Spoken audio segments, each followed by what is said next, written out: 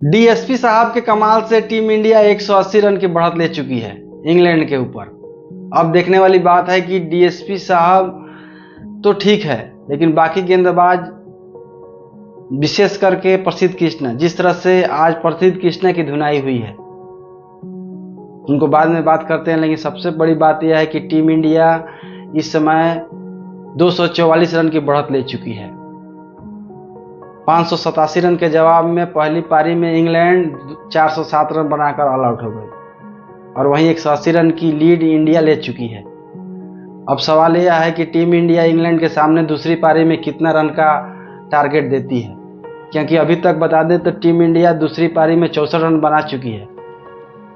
28 run बनाकर Jaiswal young के गेंद पर आउट हुए, लेकिन अभी भी केएल राहुल 28 रन बनाकर और करुण नायर 7 रन बनाकर खेल रहे हैं। अब टीम इंडिया अब चौथे दिन कितना देर बल्लेबाजी करती है वो देखने वाली बात है, क्योंकि 180 और 64 244 रन का बढ़त इंडिया के पास हो चुका है।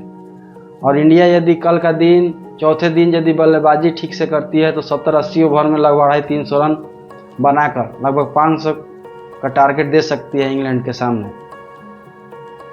लेकिन सबसे बड़ी बात यह है गेंदबाजी का, जिस तरह से तीसरे दिन गेंदबाजी लचर दिखाई दी। 81 रन पर 5 विकेट गिरने के बाद इंग्लैंड ने जेमी स्मिथ और हैरी ब्रूक ने 303 रन की साझेदारी कर डाली। विशेष करके प्रसिद्ध कृष्णा के गेंदों पर जिस तरह से उन्होंने शॉट खेली है, जिस तरह से प्रसिद्ध कृष्णा की धुनाई किया है, यह सुमन गिल को सोचना होगा कि क्या प्रसिद्ध कृष्णा को बार बार गेंदबाजी देना ठीक था। एक ओवर में 24 रन खाने के बाद भी प्रसिद्ध कृष्णा को बार बार सुमन गिल गेंदबाजी दे रहे थे। अब सुमन गिल को यह सोचना होगा कि क्या तीसरा टेस्ट में प्रसिद्ध कृष्णा को बैक किया जाएगा या फिर उनके जगह जसप्रीत बुमराह तो आएंगे ही आएंगे, अर्शदीप सिंह को खिलाया जाएगा कि नहीं, क्योंकि मात्र 2 गेंदबाज ही विकेट ले पाए हैं। 6 विकेट आपको डीएसपी साहब मोहम्मद सिराज ने निकाले हैं, वहीं आपको 4 विकेट आकाशदीप ने निकाले हैं। बाकी सभी गेंदबाज रविंद्र जडेजा हो, वाशिंगटन सुंदर हो या फिर प्रसिद्ध कृष्णा, उनको कोई विकेट नहीं मिला, लेकिन धुनाई बहुत हुई है। अब ये बात सुमन गिल को सोचना होगा या फिर गौतम गंभीर को सोचना होगा कि प्रसिद्ध कृष्णा को बार बार गेंदबाजी देना या फिर उनकी जिस तरह से पिटाई हुई है, क्या उनको तीसरा टेस्ट मैच में खिलाया जाएगा या नहीं, क्योंकि प्रसिद्ध कृष्णा की गेंदबाजी देखकर ऐसा नहीं लग रहा था कि वो विकेट लेने के लिए जा रहे हैं। इंडिया टीम की बात करें तो टीम इंडिया अभी 244 रन का बढ़त हो चुका है। चौथे दिन का खेल यदि टीम इंडिया तेजी से खेलती है तो लगभग 500 का टारगेट इंग्लैंड के सामने देना ही होगा। क्योंकि आपने देखा होगा कि पहले टेस्ट में 371 रन का टारगेट इंग्लैंड ने चेज कर लिया था। भाई ये रिकॉर्ड भी है कि इंग्लैंड 371 रन का टारगेट चेज करके मैच जीत लिया था। अब हमारी ऐसी गेंदबाजी होगी तो फिर 400 रन भी कम पड़ जाएंगे, क्योंकि जिस तरह से जेमी स्मिथ और हैरी ब्रूक ने बल्लेबाजी किया है, भाई सुमन गिल और रविंद्र जडेजा के बीच 203 रन की साझेदारी हुई थी, वहीं जेमी स्मिथ और हैरी ब्रूक मिलकर 303 रन की साझेदारी कर डाले। जहां इंग्लैंड के 81 रन पर 5 विकेट किए थे, वहीं आपको चाय काल तक इंग्लैंड का 355 रन हो चुका था। चाय काल के बाद जिस तरह से मोहम्मद सिराज और आकाशदीप ने विकेट निकाले हैं, 407 रन पर इंग्लैंड आउट हो गई, यानी कि मात्र आपको 47 रन बनाए, 300 आपको 55 और 42 रन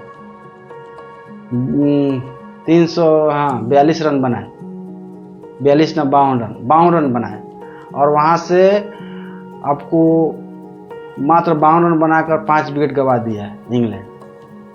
इंडिया को 180 रन की टारगेट मिला है, बढ़त मिला है, और 64 रन इंडिया बना चुकी है। अब इंडिया की गेंदबाजी के ऊपर ये निर्भर करता है कि दूसरी पारी में 500 रन भी बचा पाएगी या नहीं।